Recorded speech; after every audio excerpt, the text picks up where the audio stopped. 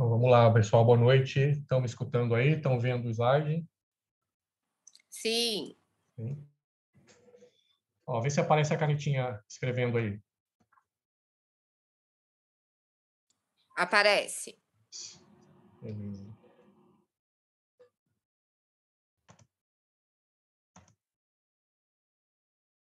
Então, vamos lá.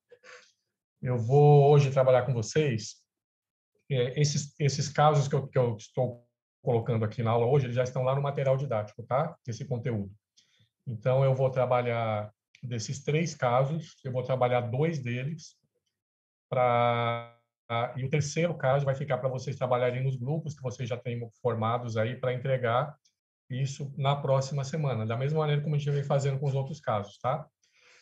Mas eu quero trabalhar esses 2 primeiros para dar uma linha de raciocínio aí para vocês trabalharem no terceiro caso e aí me enviarem lá por e-mail, tá bom? A nossa avaliação vai ser em cima desses casos que vocês estão me mandando, tá? Então, nós vamos ter mais esse de hoje, né? E semana que vem, eu acho que é a última aula antes da P1.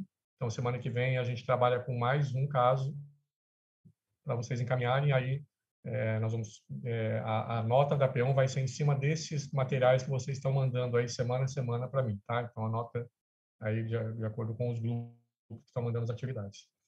Eu vou trabalhar primeiro com... E eu, assim, coloquei aqui a plataforma Zoom, justamente porque lá pelo Teams eu não estou conseguindo usar esse recurso da caneta digital. E para mim é importante que o uso desse recurso, porque ele vai facilitar também o entendimento de vocês aí da linha de raciocínio que a gente quer trabalhar, tá? Todos esses casos clínicos, então a prova já é semana que vem, então tá bom. Então, bom, eu não sei nem que dia que é hoje, tá? Então nós vamos trabalhar hoje o último caso e aí para a P2 vai ser a mesma coisa. Eu vou trazendo casos clínicos, a cada caso eu coloco uma linha de raciocínio, a gente vai trabalhando, tá? E aí no final, para a P1, se tivermos 3 casos, a nota 10 dividido pelos 3, os 3 vão ter o mesmo peso, tá? E a gente vai trabalhando assim, tá bom? Vamos então aqui trabalhar dia 20, que seria no caso a P1, já faremos a entrega. Isso, hoje é dia 13, isso, tá? E aí, então, seria o último caso clínico antes da P1, e aí eu vou pegar acho que vai ser o terceiro caso, né? Então, aí eu divido 10 dividido por esses 3 casos, e aí vai ser atribuída a nota para vocês, tá?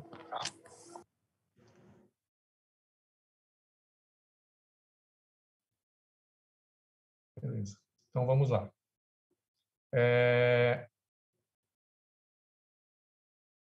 Esse primeiro caso aqui, um caso clínico de um paciente aí que eu acompanhei ele já tem um tempo aí, já foi mais ou menos lá em 2016, 2017, tá? E o paciente ele trouxe com ele esse receituário. Então, glibenclamida, 5 miligramas, um comprimido a cada 8 horas. Metformina de 850, de 12 em 12. Enalapril, de 20 miligramas, um de 12 em 12.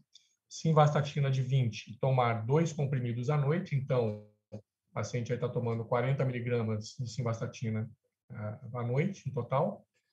E o alendronato de 70, um comprimido em jejum com água, uma vez por semana. E permanecer em pé pelo período de pelo menos 1 hora depois que tomou o alendronato. Então, olhando por aqui, antes de a gente olhar aqui os exames que o paciente apresenta, né, para a gente saber se ele está caminhando bem ou não, vamos olhar aqui primeiro a questão do ponto de vista da parte dos medicamentos.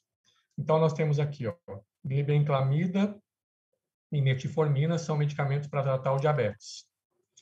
Enalapril, hipertensão. Simvastatina, colesterol. E o alendronato é o tratamento aí para osteoporose. Então, nós já sabemos que esse paciente ele é um paciente portador de diabetes mellitus, hipertensão arterial e também de osteoporose. E aí vamos mapear esse paciente, primeiro tendo como base os medicamentos que ele utiliza, para depois a gente trabalhar com a questão da fisiopatologia dele. Então, a gente sabe que glibenclamida é um tratamento para o diabetes do tipo 2, nós trabalhamos isso lá quando vocês estavam lá no segundo ano.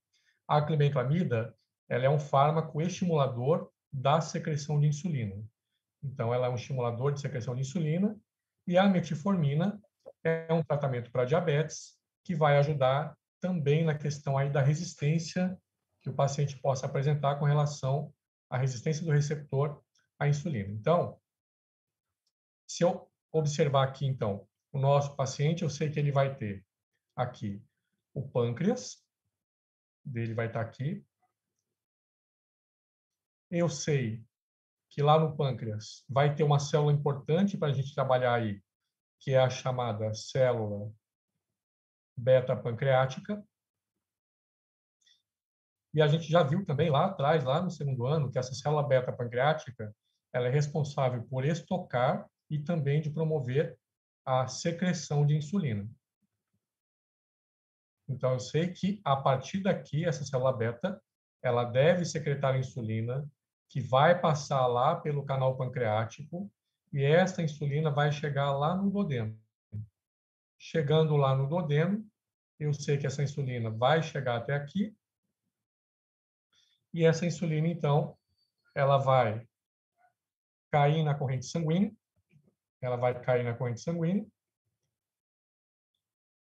e ela vai circular, ela vai ser distribuída, então, por todo o organismo.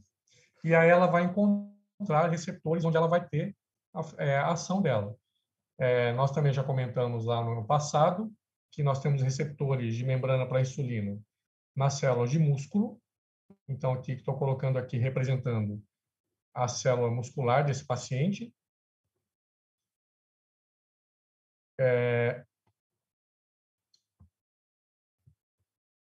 Então, eu tenho aqui músculo. Eu tenho aqui um receptor de membrana para insulina, onde eu sei que essa insulina circulante ela vai chegar até ali, e chegando até ali, ela vai acoplar-se como agonista do seu receptor, vai estimular esse receptor, e eu sei que após, então, o estímulo desse receptor, eu sei que haverá o estímulo do trabalho da glute, né, que é a molécula transportadora de glicose. Então, essa glute vai conseguir transportar todo o excesso de glicose do sangue para dentro dessa célula de músculo. Esse mesmo processo vai acontecer lá no fígado. Então, eu sei que lá no fígado eu vou ter o receptor de membrana para insulina, ela vai acoplar lá como agonista, vai estimular esse receptor, e eu sei que a molécula transportadora de glicose, a glútea, vai ser estimulada a transportar a glicose para dentro do fígado. E a mesma coisa, isso vai acontecer também lá no tecido adiposo, onde nós também temos receptor de membrana para insulina ali. Tá? Então, o receptor de membrana para insulina, a insulina chegando lá também no tecido adiposo, e eu vou ter a molécula transportadora jogando a glicose para dentro do tecido adiposo. Então, a gente sabe que esse é o papel fisiológico, mas se o paciente está usando glibenclamida, significa que esse processo ele está comprometido, né? Então, a gente sabe que a glibenclamida vai chegar até aqui, e essa glibenclamida ela vai promover o estímulo do trabalho da célula beta-pancreática para que ela possa promover, então, o aumento dessa secreção de insulina. E aí, com mais insulina secretada, eu vou ter mais insulina circulante e uma maior quantidade de receptores de insulina ocupados para poderem transportar todo o excesso de glicose que está no sangue para dentro dessas células aí. A gente sabe também que o paciente está usando lá a metformina, e um dos locais que ela vai atuar é justamente aqui no receptor de membrana, onde essa metformina vai lá no receptor e ali ela vai determinar com que ocorra uma redução da resistência desse receptor à insulina. Então, eu vou ter aqui a metformina atuando em todos esses receptores, e eu sei que ela vai diminuir a resistência do receptor que ele vinha apresentando ali. A gente sabe também que um outro mecanismo importante da metformina se dá aqui no intestino, onde essa metformina ela vai promover a inibição daquela enzima, que é a enzima alfa-glicosidase intestinal. Então, a metformina vai chegar até aqui, nas células intestinais, promovendo a inibição da enzima alfa-glicosidase, que está ali no intestino, e esta enzima, então, inibida, eu vou ter a redução da digestão de carboidratos. Com menos carboidrato digerido, eu vou ter menos quebra desse carboidrato, menos formação de glicose e uma menor absorção de glicose ali na circulação sanguínea. Então, essas duas medicações que aparecem aqui são medicações indicadas aí para tratamento do diabetes mellitus. Se eu olhar, então, por aqui, eu sei que eu tenho um paciente que é um portador de DM, diabetes mellitus do tipo 2. Tá? Aí eu tenho um paciente que está usando também o enalapril. O enalapril para o tratamento da hipertensão arterial sistêmica. E aí, o que nós temos que lembrar? Que o enalapril é o inibidor da ECA. Então, eu sei que eu teria aqui a cavidade pulmonar, pulmões.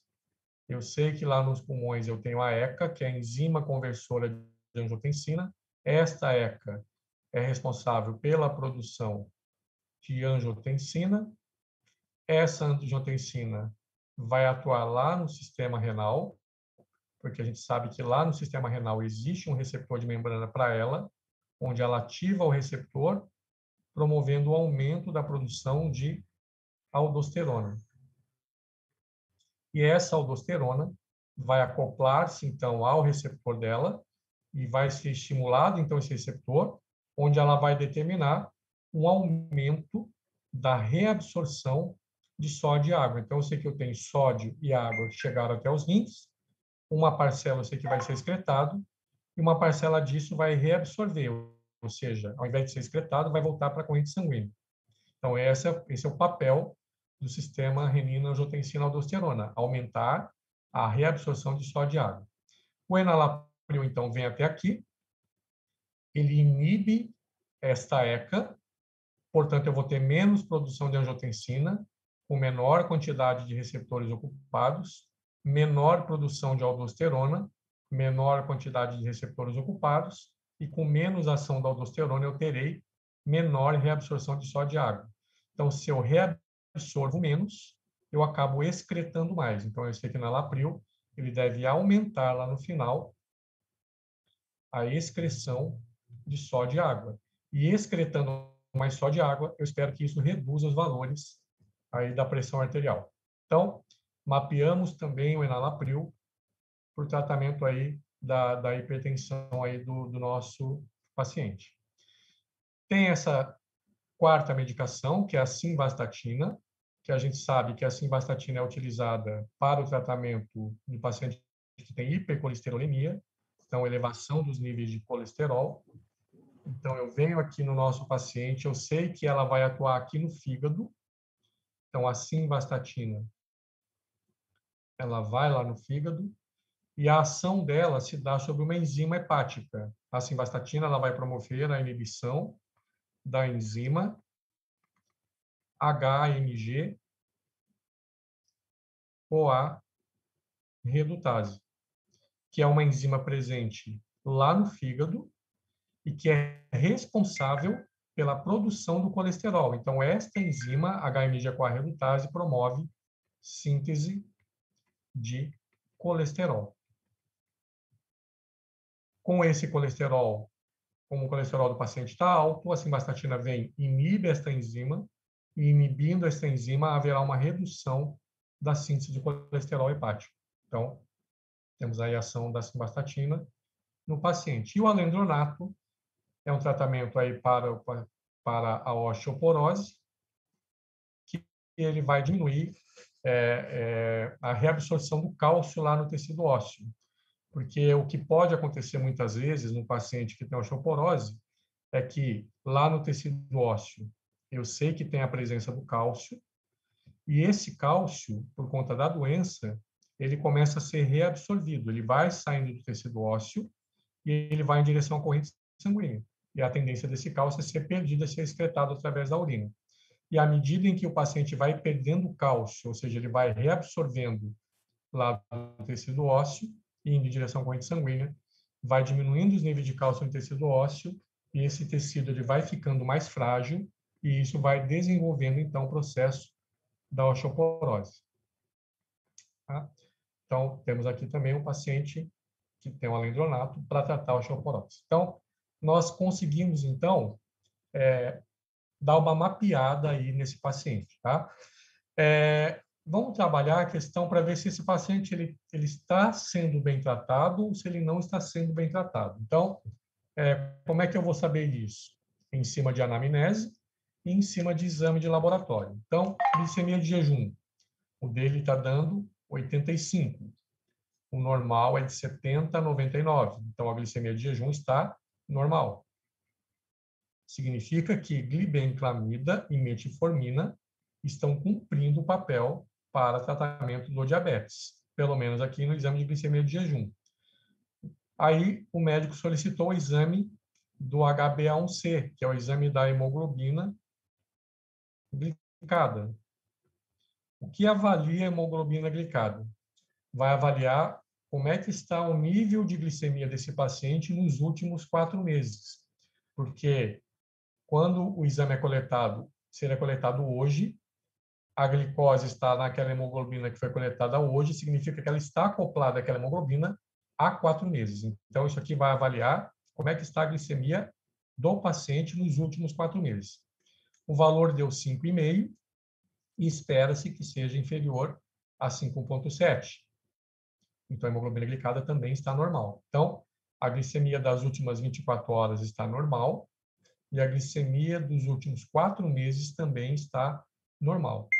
Se a gente for já aplicar isso pelo DADER, a gente vai ter que glibenclamida é necessária, está sendo efetiva e eu tenho queixas do paciente que se trata de dor de estômago. Dor de estômago não é uma queixa de glibenclamida, não é natural, não tem a ver com essa medicação. Então, é um medicamento seguro. A metformina também é necessário, porque ele está prescrito e tem diabetes, está sendo efetiva, porque os exames estão normais, e também é um medicamento seguro, porque dor de estômago não é característica aí de metformina. Vamos ver a parte de pressão. 120 por 80, 125 por 70, 120 por 70 e 115 por 70. Veja que há valores de pressão média de junho, julho, agosto e setembro. Os valores de pressão média estão normais. Significa que o enalapril também está cumprindo o papel. É necessário, está sendo efetivo e é um medicamento seguro. Colesterol está dando 110. As metas aí para prevenção da aterosclerose é abaixo de 130. Em paciente diabético de alto risco, abaixo de 100. Então, ele poderia estar um pouquinho mais baixo, tá? Mas a medicação, eu posso dizer que ela vem cumprindo o papel dela, tá? Talvez para baixar para menos que 100 aqui, que seria o ideal para ele, talvez, ao invés, porque já está tomando 40 miligramas de simvastatina, não caberia aqui aumentar a dose, mas talvez trocar por uma outra estatina um pouco mais potente, tá? Mas esse pequeno valor de 10 acima não caracteriza que esse paciente está muito mal, está muito fora do padrão esperado. Então, eu posso até considerar que a medicação ela vem sendo aí efetiva. Bom, então, simvastatina, vamos entender que ela vem cumprindo o papel. Eu posso, de repente, fazer uma avaliação por mais 1 mês, mais 2 meses ou mais 6 meses para ver se isso se mantém ou se isso aqui aumenta ou se isso aqui diminui, para ver se seria mesmo necessário trocar a simvastatina por uma estatina um pouco mais potente do que ela. E dor de estômago não tem a ver com simvastatina. Normalmente, as estatinas, elas promovem dores musculares e dores articulares. Então, não seria uma queixa relacionada à simvastatina. Então, ela é necessária, eu estou colocando aqui como efetiva, e também é um medicamento seguro. E o alendronato, que é para o tratamento da osteoporose, é um medicamento necessário. Eu não sei se está sendo efetivo, porque eu preciso do resultado do exame da densitometria óssea para ver como é que está a evolução desse tecido ósseo com a utilização do alendronato. Então, eu sei que ele é necessário, eu não sei se está sendo efetivo, e aí eu sei que esse medicamento não é seguro. Por que que não é seguro? Porque a dor de estômago pode estar associada ao uso do alendronato. E aí aparece aqui, né? Na entrevista foi feita uma pergunta: como é que o paciente está tomando o alendronato? E aí ele fala, está tomando em jejum pela manhã e algumas vezes após tomar, volta para a cama logo em seguida. Ou seja, esse paciente toma o alendronato e algumas vezes ele vai para a cama e deita na cama. E o recomendado é que esse paciente usar a medicação com bastante água e ficar em pé por pelo menos aí 1 hora, porque o alendronato, ele em contato direto com a mucosa gástrica, ele promove uma irritação da mucosa. E isso pode induzir uma gastrite ou uma úlcera. Por isso que o paciente tem que ficar em pé, para facilitar o trânsito descendente da medicação, para ela não ficar acumulada no estômago e chegar logo no intestino para poder absorver. Provavelmente aqui, quando o paciente relata que toma o alendronato e volta a deitar para a cama, significa então que na posição que ele está ficando deitado na cama, está dificultando o trânsito descendente da medicação, ela está mais tempo em contato com a mucosa gástrica e isto vem promovendo uma irritação da mucosa gástrica, trazendo como consequência uma dor de estômago aí no paciente. Então, nós estamos atribuindo essa queixa do paciente ao alendronato. Eu só terei certeza que é ou não alendronato a partir do momento em que eu orientar o paciente para ele evitar de deitar na cama depois que tomar a medicação e ele relatar que essa dor de estômago ela desapareceu. Aí eu terei certeza que é um problema relacionado ao uso dessa medicação. Então, o alendronato, ele é um medicamento necessário. Eu só saberei se ele é efetivo a partir do momento em que eu tiver exame de densitometria óssea, então coloco uma interrogação para a efetividade dele, e ele não é um medicamento seguro, porque essa medicação provavelmente é a responsável por gerar esse desconforto, essa dor no estômago que o paciente ele vem apresentando. Tá? Bom, passamos por todas as medicações, olhamos os exames e aplicamos o método dado. Uma coisa que eu quero trabalhar com vocês agora aqui, que é o que vocês, que é uma das coisas que eu estou pedindo lá no terceiro caso clínico, que vai fazer parte dessa próxima atividade de vocês, é para descrever a fisiopatologia desse paciente. Tá? E descrever a fisiopatologia é você imaginar qual foi o ponto de partida, qual foi o primeiro problema que esse paciente apresentou e como foram surgindo outros problemas. E descrever a fisiopatologia é diferente de descrever mecanismo de ação de medicamento. Tá? Uma coisa é mecanismo de ação, outra coisa é a fisiopatologia. Então, por exemplo, se eu pedisse aqui para vocês, olha, descreva para mim o mecanismo de ação do enalapril, que aparece lá. Então, você vai descrever o enalapril, ele é um fármaco que pertence à classe, ele promove a inibição da ECA, e pela inibição da ECA, haverá uma redução da produção da angiotensina, e por aí vai, até chegar lá na redução da taxa de sódio e água e reduzindo a pressão arterial. Isso é mecanismo de ação, que não é fisiopatologia, tá?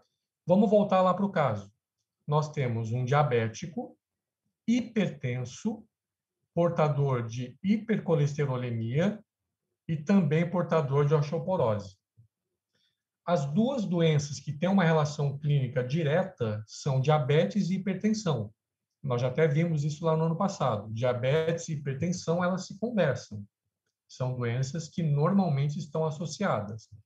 O colesterol, ele não é uma doença que está atrelada nem ao diabetes nem à hipertensão, porque nós podemos encontrar indivíduos que são magros, que fazem atividade física, que se alimentam bem e mesmo assim tem colesterol elevado e precisa tomar uma estatina. A maior parte dos pacientes que têm elevação dos níveis de colesterol, esse problema se dá por fatores genéticos, tá? E a osteoporose também é uma doença isolada, ela não tem relação nenhuma, o desenvolvimento dela não está atrelado nem ao diabetes nem a hipertensão e nem a hipercolesterolemia. Então, eu tenho aqui, ó, hipercolesterolemia é uma doença isolada.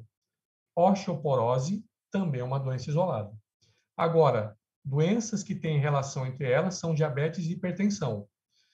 Eu não tenho paciente aqui falando comigo, mas eu poderia estar numa UBS, poderia estar no hospital, poderia estar no balcão da farmácia, da drogaria, recebendo uma receita como essa.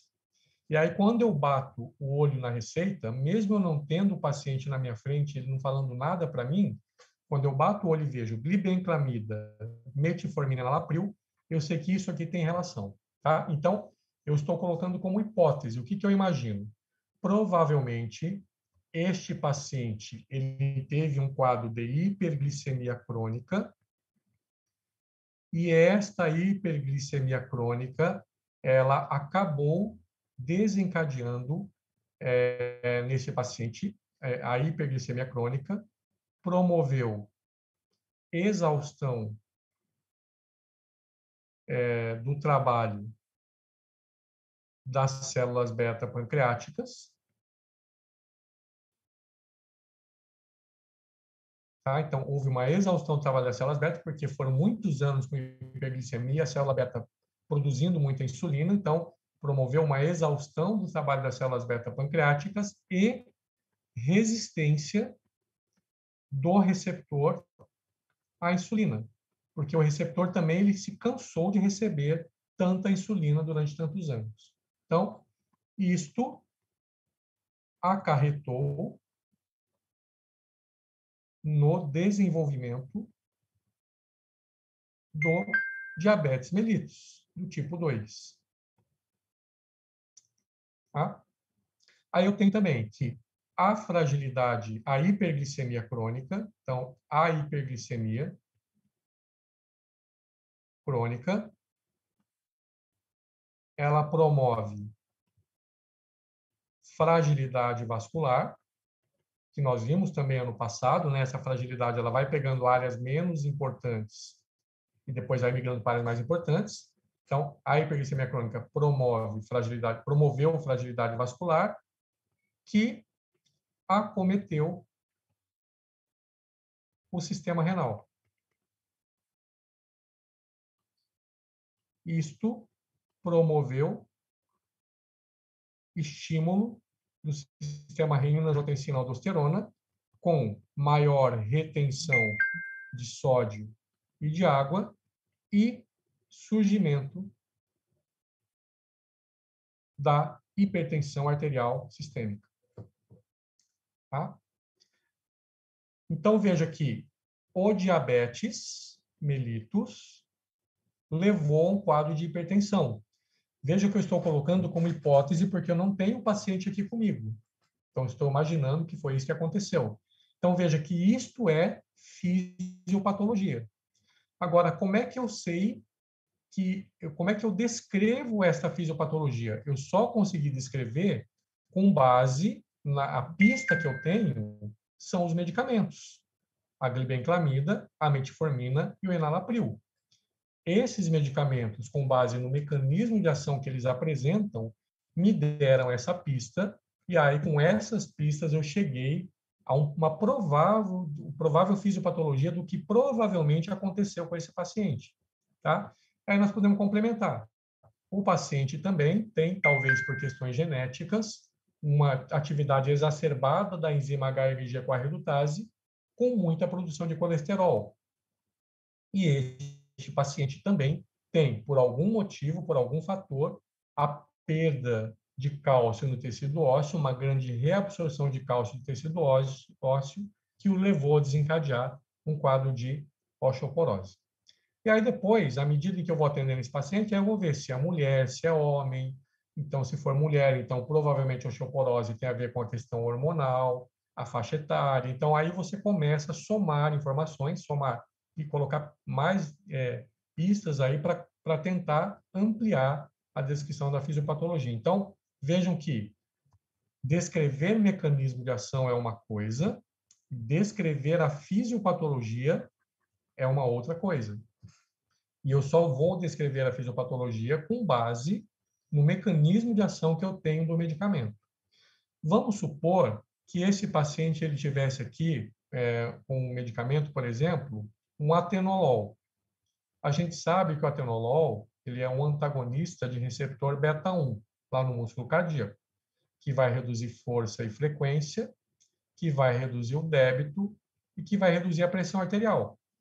Então, eu poderia ainda complementar, se tivesse aqui o atenolol. Então, a evolução desse diabetes, que acabou desencadeando, a princípio, uma hipertensão por um problema nos rins, essa sobrecarga da função renal levou uma sobrecarga da função cardíaca.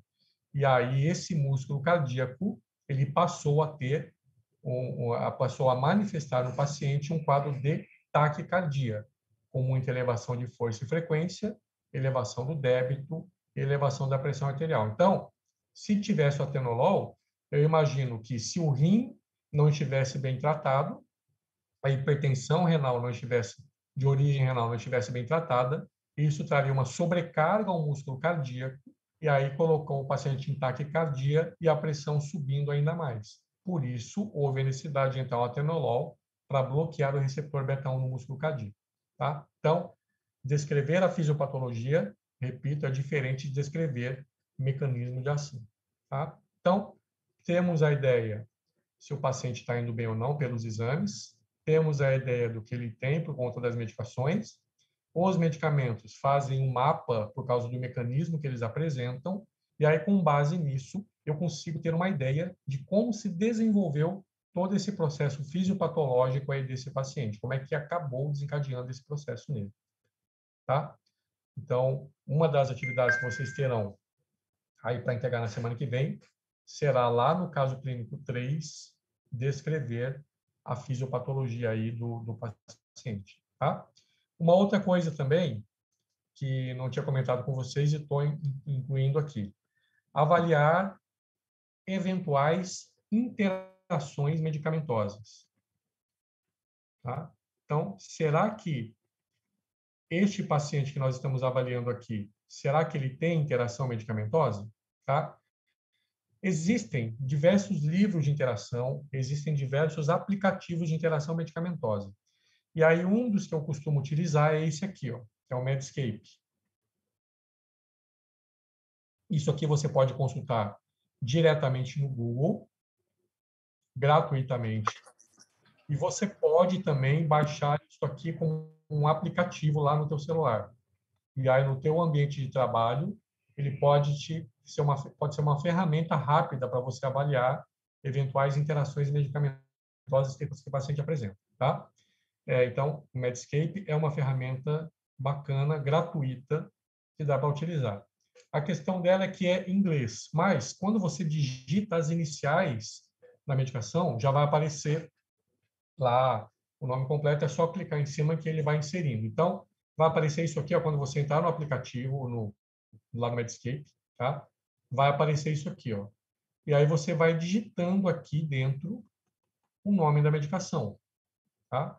Então, por exemplo, aí, o nosso paciente ele tem lá glibenclamida, metformina, enalapril, simvastatina e alendronato. Aí eu tenho aqui, ó, a glibenclamida, ele não tem na base de dados, então por isso que ela não aparece. Mas eu digito aqui metformina, já aparece lá, só as iniciais. Met já aparece toda a nomenclatura e você clica, ela aparece aqui. Enalapril, simvastatina. Ó, quando eu digitei além, né, já apareceu isso aqui, eu já cliquei, apareceu aqui, tá? E aí o que esse aplicativo ele me mostra? Diz que existe uma interação que foi encontrada. E esse Medscape ele divide as interações em interações graves e interações que exigem apenas um monitoramento, que não são tão graves. Então, aqui, ele não coloca como uma interação grave, ele coloca como importante monitorar. Então, o que ele diz? Que o enalapril pode interagir com a metformina. Então, esses dois aqui se interagem. Tá? Aí, o que ele coloca? O enalapril aumenta a toxicidade da metformina por um mecanismo não conhecido. Tá? Ele aumenta o risco da metformina promover uma hipoglicemia e uma acidose lática. Então, o enalapril pode aumentar o acúmulo da metformina no organismo, e isso aumentaria as ações da metformina, que poderia colocar o paciente num quadro de hipoglicemia. Agora, uma coisa é o que a teoria está me dizendo, que pode acontecer essa interação, outra coisa é o que a prática está me mostrando, que isso não está acontecendo. A glicemia está normal e a hemoglobina glicada está normal. Então, importante também, às vezes, a gente pega uma receita e joga lá no aplicativo de interação e ele dá um monte de interação, mas não obrigatoriamente essas interações elas irão acontecer, tá? No caso aqui, cabe um monitoramento contínuo desse paciente para sempre estar medindo a glicemia. Então, se está indo numa UBS ou você vai passar numa farmácia privada, esse é um paciente que caberia ofertar um serviço que toda vez que ele retornasse lá, medir a glicemia capilar dele para ver como é que está sendo monitorado isso, tá? Só para ver se está indo bem ou não e se essa interação que está apontando aqui pelo Medscape, se ela acontece ou não. No caso, o nosso paciente, ela não vem acontecendo, tá? Então, interação medicamentosa, vocês podem utilizar o Medscape, que é uma boa ferramenta que é confiável para se avaliar a interação medicamentosa e, além de ser confiável, é uma ferramenta rápida, tá? Não vai exigir muito tempo teu para ficar avaliando, porque ela já vai dar essa avaliação, tá bom? Professor, Oi, pode falar. eu tenho uma dúvida aqui no mecanismo da metformina, que o senhor colocou que ela inibe a alfa-glicosidase. Ela também tem esse mecanismo? Não é a carbose que A car... inibiria? E a metformina, as duas têm, tá? Ah, sim, tá bom. As duas, tá? Então, só recordando lá, né? Só recordar aqui também, a alfa-glicosidase é uma enzima que está no intestino, né? Tá aqui, a alfa-glicosidase. Função dela, carboidrato que chegou íntegro, ela vem, digere carboidrato e transforma em açúcar. E essa glicose vai para o sangue. E isso aumenta a glicemia, tá? Quem é capaz de inibir essa enzima? A carbose e a metformina também. Por isso, algumas pessoas tomam metformina e reclamam de cólica e diarreia. É justamente por causa de inibir essa enzima aqui. E aí, nós temos que ter, quando acontece isso, a tendência do paciente é ele abandonar o tratamento com a metformina. Então, o que seria mais adequado? Antes de abandonar o tratamento, verificar se esse paciente ele não está comendo errado. Porque, às vezes, ele está comendo muito carboidrato, está com excesso de carboidrato aqui, e quanto mais carboidrato, mais potente vai ser esse mecanismo. Porque se eu não deixo digerir, eu acumulo carboidrato, é fonte de açúcar, vai vir micro-organismo, vai fermentar e vai estimular peristaltismo, vai dar cólica e diarreia. Então, antes de abandonar a metformina, verificar se não é necessário ajustar a dieta desse paciente que está muito cheia de carboidrato. E aí talvez isso desapareça. Tá? Alguém ergueu a mão aqui? Sim.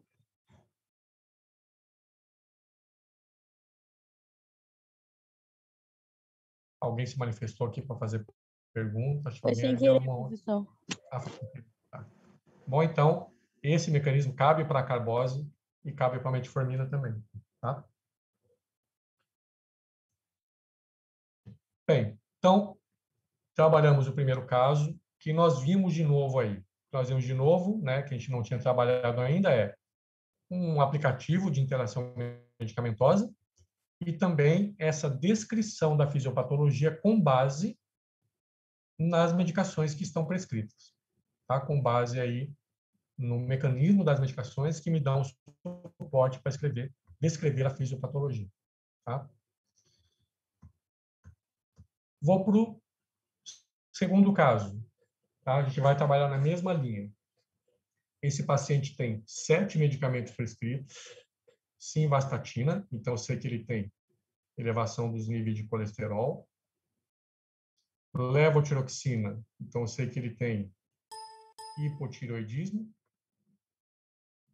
atenolol, hipertensão arterial sistêmica, amlodipino, arritmia cardíaca, hidroclorotiazida, para hipertensão arterial, enalapril para hipertensão arterial e a amiodarona, que também é um antiarrítmico. Então, o que chama atenção aqui? Que nós temos um paciente que ele é um hipertenso associado a uma cardiopatia, hipertenso e cardiopata. Além disso, tem um hipotireoidismo e o excesso aí de colesterol, tá?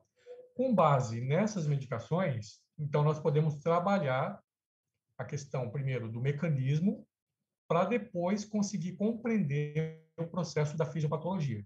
Então, vamos começar aqui dessa parte da hipertensão e da cardiopatia, né? Vamos começar aqui do atenolol. O atenolol vai atuar lá no músculo cardíaco. Então, eu sei que lá vai ter um beta-1.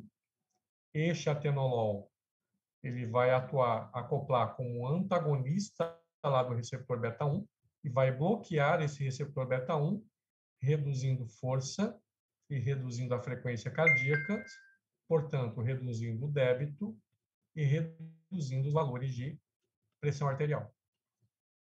Então, temos o mecanismo do atenolol. Aí eu tenho hidroclorotiazida, que é um diurético, e enalapril, que vai atuar lá no sistema renina-angiotensina. Vamos partir para o enalapril. Eu sei que eu vou ter aqui pulmão, eu tenho a ECA, eu sei que esta ECA produz a angiotensina, e eu sei que esta angiotensina vai buscar um receptor lá nos rins, onde ela acopla como agonista, estimula o receptor, aumentando a produção de aldosterona,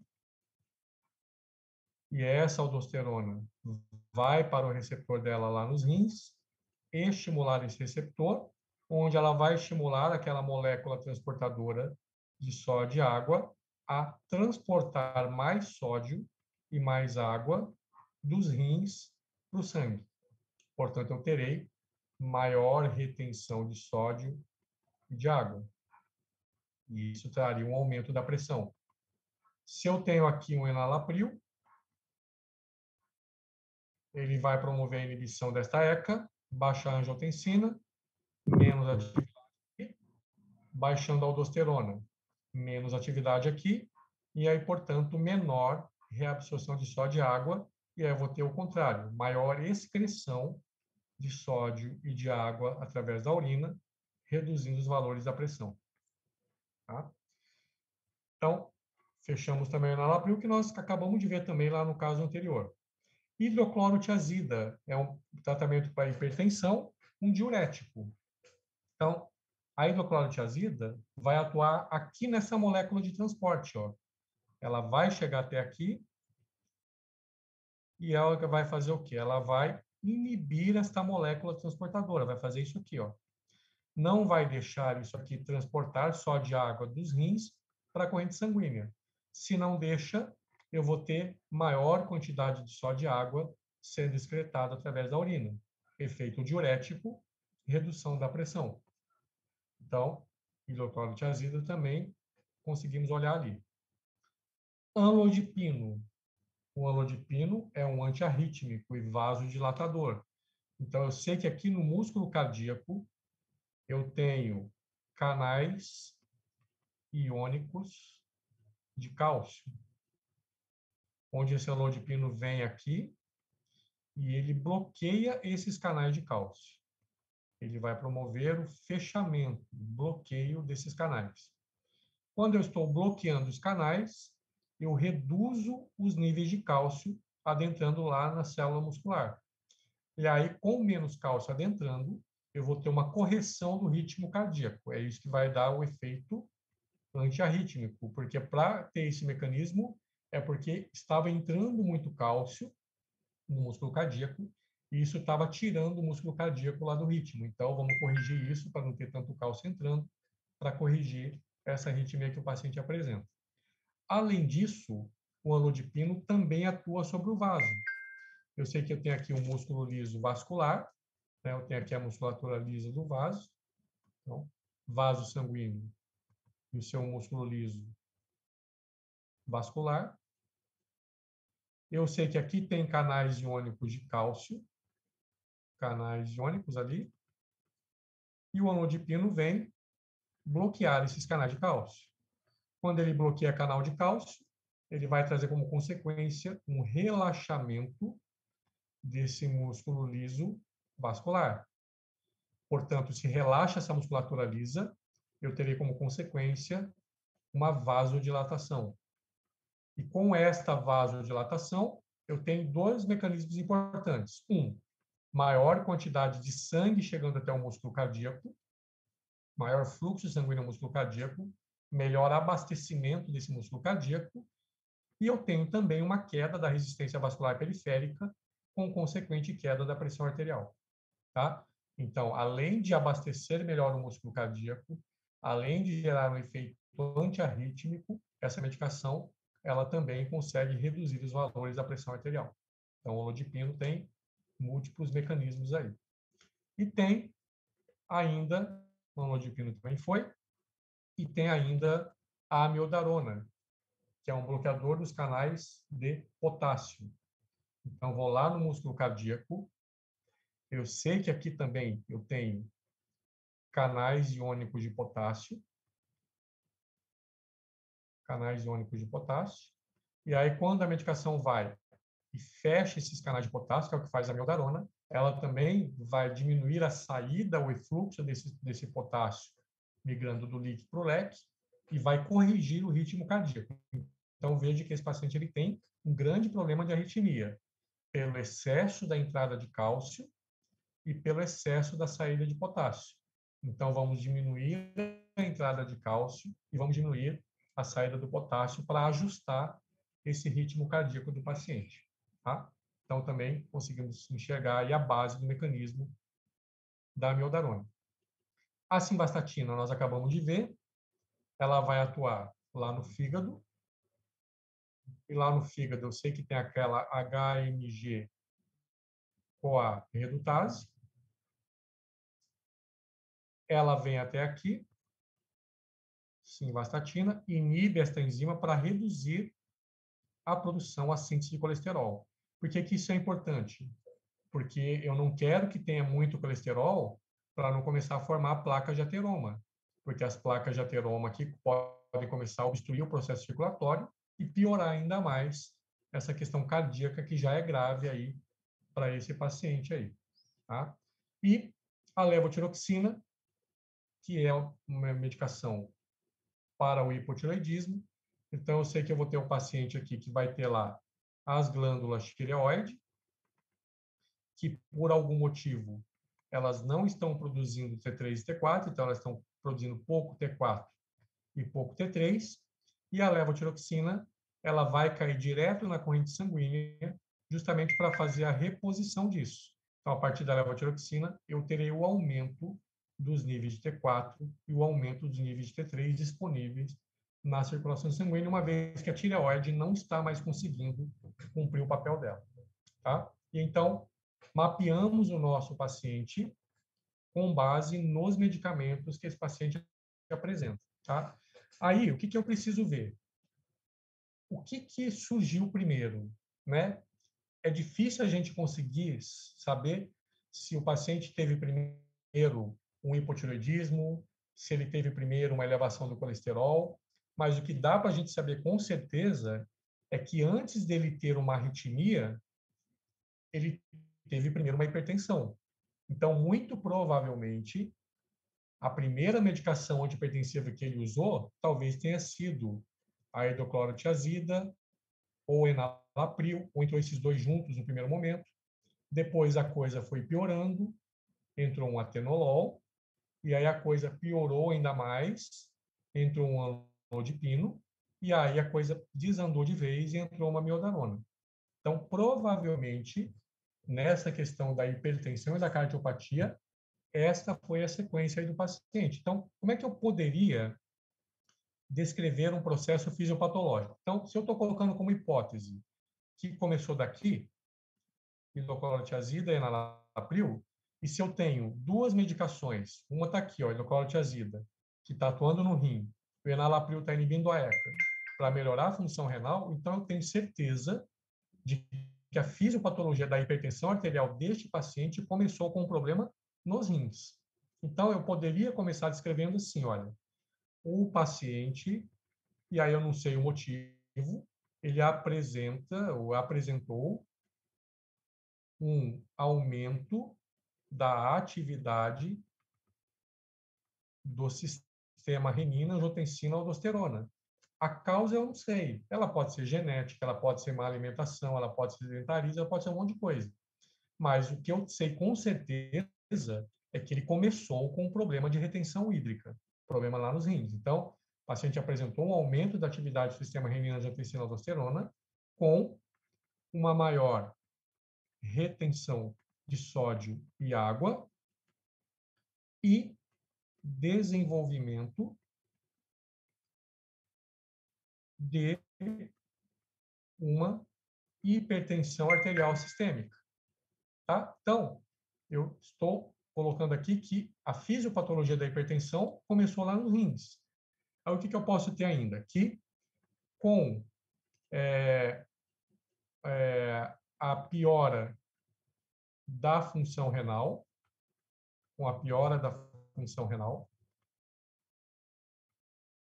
com a piora da função renal e aumento da retenção hídrica, houve sobrecarga do músculo cardíaco,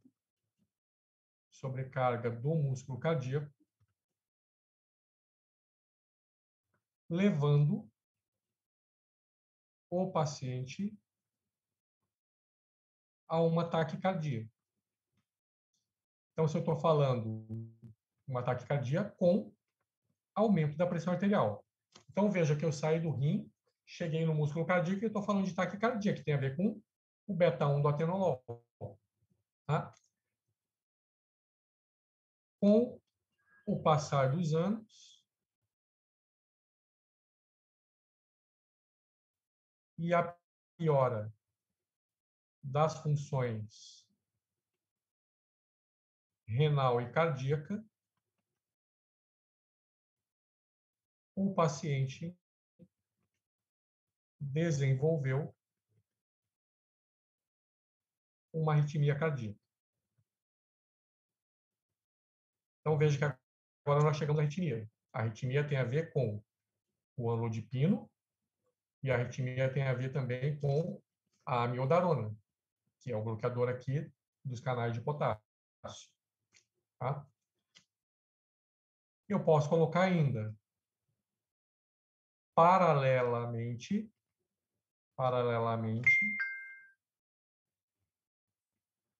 o paciente apresenta aumento da atividade da HMG-CoA redutase, aumento da atividade da HMG-CoA redutase, com aumento da síntese de colesterol, aumento do risco de aterosclerose e aumento do risco cardíaco, que já é um paciente que tem risco cardíaco. Além disso, apresenta problema endócrino, que não tem nada a ver com as outras doenças. É uma coisa separada. Apresenta um problema endócrino com queda da atividade das glândulas tireoides.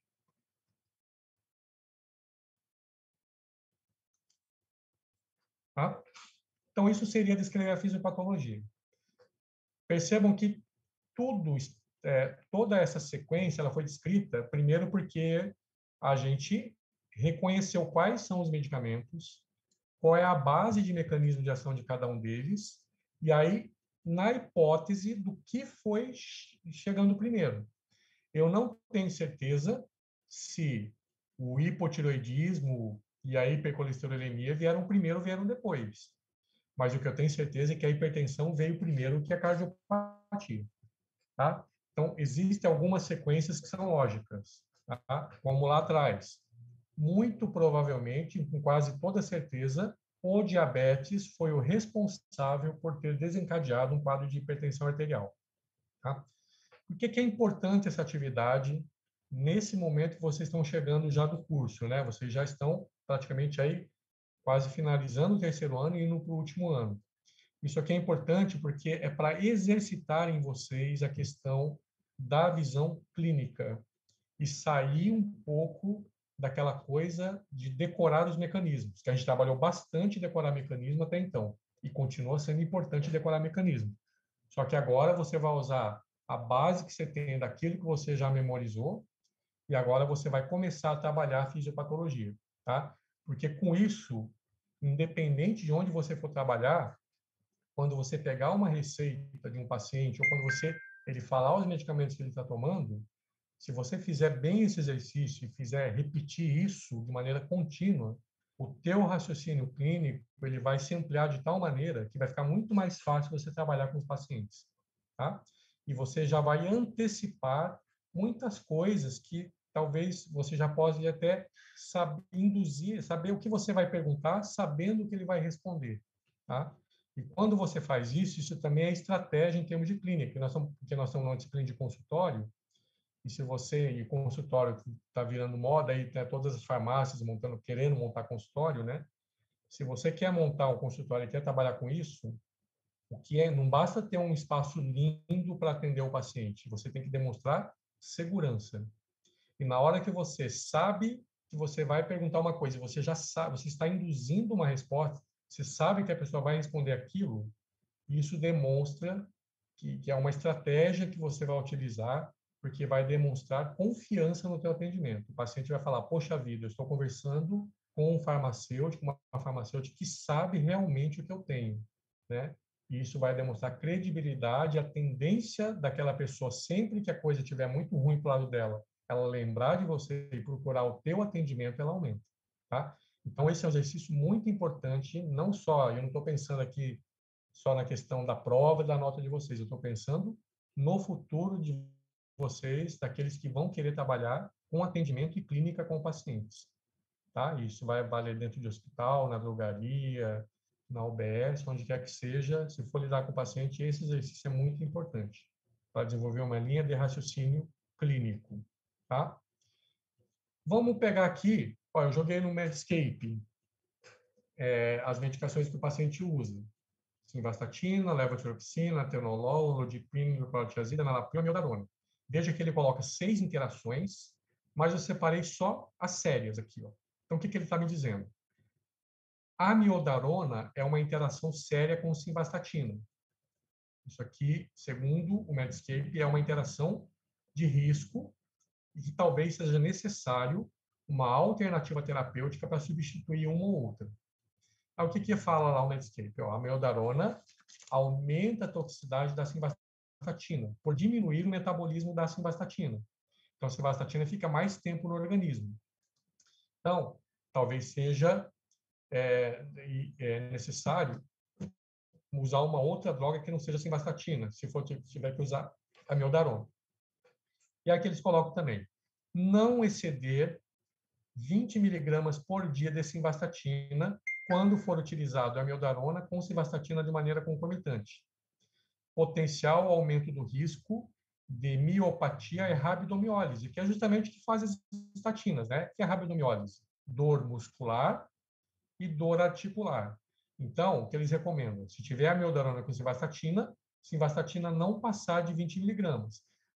Agora, uma coisa é o que a teoria está me dizendo. Outra coisa é na prática. Eu vou conversar com o paciente e vou perguntar se ele está tendo dor muscular ou dor articular, porque se ele não tiver nada, eu desconsidero isso aqui, porque isso não está acontecendo, tá? Uma outra coisa também que eu vou observar, bom, aqui está falando que simvastatina não exceder 20, então o que ele está me dizendo? Que menos de 20 miligramas eu diminuo o risco de ocorrer essa interação. Aí eu volto lá atrás e vejo que a dose de simvastatina é de 10 miligramas e um comprimido à noite. Então, a dose é inferior a 20, portanto, a possibilidade dessa interação acontecer com essa dose de simvastatina, ela diminui bastante. Tá? Eles colocam também que amlodipino pode interagir com simvastatina. A amlodipina aumenta os níveis da simvastatina, vai na mesma linha. O amlodipino vai acumular a simvastatina, potencial risco de rabdomiólise, e simvastatina não exceder 20 miligramas. Então, veja só o que é importante aqui. Eu estou conversando com o paciente, ele está falando para mim que ele não tem nem dor muscular e nem dor articular. Esse problema ele não tem. Mas ele tem o uso de amiodarona e amlodipino. Amlodipino e amiodarona, que são duas medicações que interagem com simvastatina. A recomendação é ser menos que 20 miligramas de simvastatina. Então, enquanto está sendo 10, o risco ele diminui. Agora, vamos supor que o médico queira aumentar a dose da simvastatina para 20 ou para 40. Aí, o médico vai ter todo o direito de prescrever o que ele quer prescrever, e aí eu vou ficar mais atento no acompanhamento para ver se esse paciente não vai manifestar este problema, se ele não vai manifestar essa interação usando 20 miligramas ou mais de simvastatina. Aí eu fico mais atento. Se ele manifestar, e aí então é importante eu fazer um relato para o prescritor de que a simvastatina é uma medicação que deve ser substituída por uma outra estatina, tá? Mas eu não tomo nenhuma decisão se o paciente não manifesta o problema, tá? Uma coisa é o que diz a teoria, outra coisa é o que a gente vai ver na prática aí do paciente, tá? Nem tudo que está no papel acontece na prática, tá? Olha só também o que o Medscape não diz. O Medscape ele me dá aqui que existem 6 interações, sendo essas daqui interações mais preocupantes. Mas ele não me diz o seguinte, que a amiodarona, ela não deve ser utilizada em pacientes que estão fazendo tratamento para doenças da tireoide. Porque o próprio nome já diz, a amiodarona ela contém iodo na sua molécula. Cada dose de 200 miligramas de amiodarona contém 75 miligramas de iodo, dos quais se estipulam ser libertados 6 miligramas como iodo livre diariamente, excedendo a dose dietética diária recomendada pela OMS, que é de 0,2 a 0,8 miligramas por dia. Então, no caso aqui, para este paciente que já tem a levotiroxina, que eu estou tentando, né, aumentar o nível de T3 e T4 através da medicação, não seria conveniente usar a amiodarona. Agora, eu preciso também ver que, às vezes, o paciente ele tem uma gravidade cardíaca tão grande que ele vai ter que correr esse risco, tá? Vai ter que manter a amiodarona. Provavelmente, eu imagino que este seja um paciente para algum tipo de cirurgia cardíaca. Porque para usar todas essas medicações, todas atuando em hipertensão e cardiopatia, talvez ele tenha essa necessidade, tá? E aí, enquanto não faz uma eventual cirurgia, eu sei que isso aqui é uma interação de risco, mas eu preciso ter a ação da amiodarona, senão ele corre um risco cardíaco muito mais alto. Então, eu coloco na balança. Vou manter a amiodarona, vou diminuir o risco cardíaco, porém, eu corro o risco de desregular toda a parte lá da questão da tireoide. Aí é uma questão de verificar se isso realmente vai acontecer. Porque isso também aqui está no papel, isso aqui é teoria. Tá? Na prática, aí nós vamos ver depois, com o tempo, se o paciente realmente ele manifesta isso ou não. Tá? Então, nós temos, eu coloquei esses 2 casos, né, mostrando para vocês, primeiro, então, só para ficar claro a linha que vocês vão trabalhar. Peguei o caso, olhei lá a receita, coloquei do lado da medicação, quais são as doenças que ele tem. Beleza. Depois, vou mapear, faço um esqueminha para ver onde cada medicamento está atuando. Mecanismo resumido, né? Que a gente colocou o mecanismo resumido das medicações, só para mapear. Terceira parte, com base nisso, enxergando aqui o paciente com os medicamentos, eu consigo enxergar provavelmente como é que se desencadeou todo o processo fisiopatológico. Aí eu começo a descrever. Paciente iniciou com diabetes, paciente iniciou com uma hipertensão, e aí eu vou descrevendo, imaginando o que provavelmente aconteceu com ele. Tá? E aí descrevo a fisiopatologia.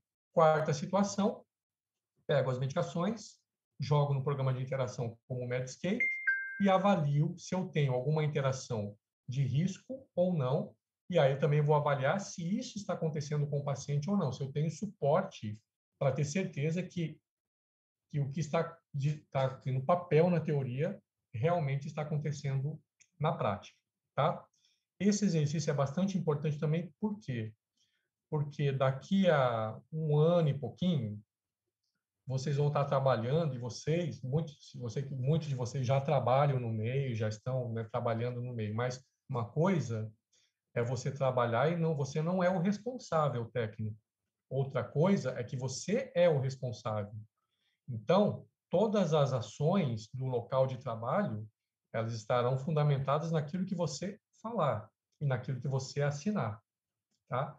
Então, é bastante importante esse tipo de exercício para você também se desamarrar um pouquinho do livro e perceber que muitas coisas que são escritas no livro, elas não vão acontecer com todo mundo na prática, tá? Tudo isso aqui pode acontecer, mas se você ficar muito amarrado no livro, você não vai conseguir trabalhar no teu dia a dia, você vai ter dificuldade para trabalhar, porque a rotina do dia a dia ela é muito diferente do que diz o livro, do que diz a teoria. Então, precisa ser mais rápido, uma linha de raciocínio mais rápida, ser mais objetivo. O que nós estamos treinando aqui é objetividade em cima de casos clínicos, tá? Então, esse exercício, eu peço para vocês fazerem, testarem, não tenham medo de errar. É muito importante que vocês exercitem isso. E aí depois, quem já está trabalhando, pega lá uma receita, tira uma foto da receita e leva para casa e vai exercitando em casa. Exercita isso em casa. Porque daqui a pouco tempo, vocês estarão respondendo por tudo que estará acontecendo ou na drogaria, ou no hospital, ou lá numa policlínica, se você passar no concurso, e é uma responsabilidade muito grande, tá? E não dá para ficar na hora pensando o que o Goodman, o que o Hangdale, o que o Guyton estão falando. Na hora, isso tem que ser rápido, tá? Tem que ter uma linha de raciocínio rápida para agir rápido, mas vejam que aqui nós tivemos uma linha de raciocínio rápida, prática, objetiva, porém muito fundamentada no que diz a teoria, tá? Porém, nós resumimos muita coisa aqui, principalmente a parte aí dos mecanismos de ação, mecanismos farmacológicos, tá? E o caso que vocês vão trabalhar vai ser esse aqui, ó. Esse é um paciente que a gente atendeu também na faculdade, ele tem essas medicações, losartana, furosemida, propranolol, nifedipina, espironolactona, omeprazol, clopidogrel, metformina e Daunil. Ele é um paciente amputado. O que vocês estão vendo aqui, ó, é uma prótese. Tá? Ele tem uma amputação aqui do membro inferior esquerdo, em consequência do diabetes mellitus. Ele está sendo avaliado ali pela gente, e aí ele tem, em duas medidas, pressão 150 por 90, 160 por 120, a glicemia capilar casual é aquela que faz a qualquer hora do dia, independente se comer ou não. O limite aceitável aqui é 182, está dando 367 e 370. Então, tem muita coisa fora do padrão normal, porque é muito medicamento para pouco resultado. Tá? Então, qual é a atividade? Descrever a fisiopatologia desse paciente, apontar interações medicamentosas relevantes, se é que elas existem, e apontar se nós temos PRMs ou RNMs, em cima que vocês estão vendo aqui. Tá? Então, repito, não é ficar descrevendo o mecanismo de ação de um por um. Tá? É olhar isso aqui e tentar entender, bom, provavelmente, onde é que começou tudo isso? E aí vai descrevendo. Vai descrevendo a fisiopatologia, vai descrevendo, e aí depois vai colocar a interação e vai ver se tem PRM ou não, quer dizer, se os medicamentos são necessários, se estão sendo efetivos e se eles são medicamentos seguros. Tá? Não é tarefa fácil, por quê? Uma coisa é eu falar assim, olha, descreva o mecanismo de ação para mim da losartana. Beleza, você decorou o mecanismo, antagonista receptor da angiotensina, vai lá, a coisa ela fica meio que mecanizada, tá? Outra coisa é, agora você vai ter que trabalhar uma linha de raciocínio clínico. Então, você vai ter a liberdade para escrever, tá? Você tem a liberdade para escrever o que você acha que o paciente tem, qual foi o ponto de partida, tá? Se você achar que o problema começou, no, sei lá, no diabetes, você vai ter que ter uma linha. Se você achar que começou na hipertensão, você vai ter uma outra linha. Se você achar que começou no problema de circulação, é uma outra linha, tá? Eu vou considerar e vou respeitar, independente se alguém disse que começou no diabetes ou na hipertensão ou na circulação. O que eu vou olhar? Se tem lógica. Se a tua linha de raciocínio, ela tem uma lógica clínica. Se ela tiver lógica clínica, beleza, é uma lógica clínica tua, é um pensamento de raciocínio teu, eu vou respeitar a tua linha de raciocínio, tá? O importante é ter essa lógica clínica, tá? Não precisa citar nada de mecanização, nada de forma, nem de forma resumida? Não precisa. Você pode até, se quiser, colocar um esqueminha para, igual a gente fez aqui, para facilitar para você enxergar a fisiopatologia. Mas, assim, o que eu quero a base, descrição da fisiopatologia, se nós temos interações e se tem PRN. Tá? Então, não precisa ficar descrevendo o mecanismo na íntegra lá, tá? E nem resumido. Tá?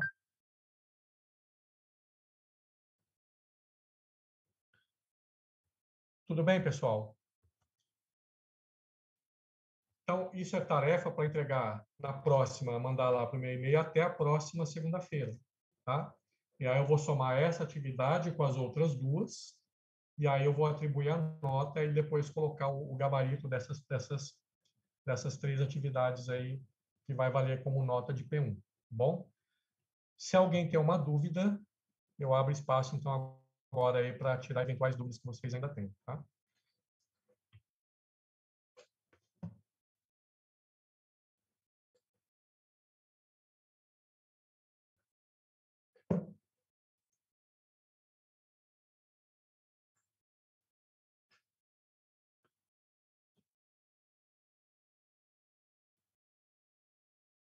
Tudo certo? Tentem fazer os grupos aí. Se o seu grupo tem convicção de que esse paciente ele tem uma linha de fisiopatologia, segue a tua convicção. Porque o que eu ando percebendo nos trabalhos é um coloca uma coisa e todo mundo vem junto. Todo mundo escrevendo a mesma coisa. Só que aquele um errou, aí todo mundo errou junto. Tá? Então, dá uma olhada com calma, né? Assume o paciente para você, tenha a tua convicção e faça da maneira como você acha que é, tá? Mas não fiquem se fundamentando no que o outro grupo ou que o outro está colocando, tá? Porque o outro pode estar errado, como eu já percebi principalmente naquele primeiro caso. Muita gente lá, não sei se conversaram, mas um colocou errado e aí foi reação em cascata. Todo mundo foi errando junto. Tá? Professor, Foi. ah, é, se eu não queria, não gostaria de falar o que tem aquela mulher do primeiro caso, eu por mim, né, eu tô bem curioso, né, no meu grupo, a gente tá bem curioso, a gente não sabe o que aquela mulher tem. Ele é o gabarito. Eu vou pôr o gabarito final, vou colocar todos os três casos que são da avaliação. Ah, tá bom, então. Bom, vocês matarão a curiosidade em breve. Aquele primeiro caso é bem interessante mesmo. Ai, professora, é maravilhoso. É melhor porque assim, pelo menos a gente tem ideia se a nossa linha de raciocínio está certa. Isso. A ideia é essa, tá? Ficar menos preso ao que diz a teoria do livro e ter mais liberdade para vocês decidirem sobre o paciente, tá? E assumir, né? Assumir não. Ah, o meu grupo define que é isso aqui, todo mundo está falando diferente, mas eu estou assumindo que é isso aqui e vou defender isso aqui, né? Porque eu acredito que é isso, entendeu? Tá?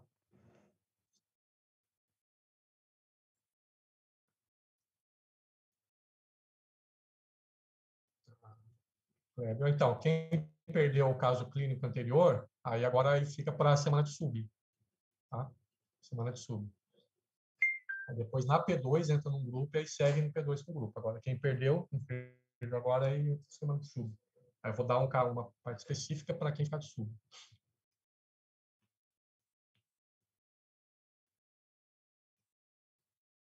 Muito bem, então, aí você faz na semana de sub, pega o conteúdo todo, na semana de sub aí você faz, tá? E aí já se organiza para P2 estar em algum grupo.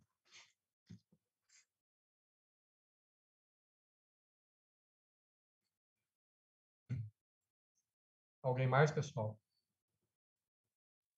Por mim está ok, professor. Por mim também, professor, ok. Beleza, então. Então, boa sorte a todos. Espero que vocês não matem o paciente. Ok, professor, boa noite.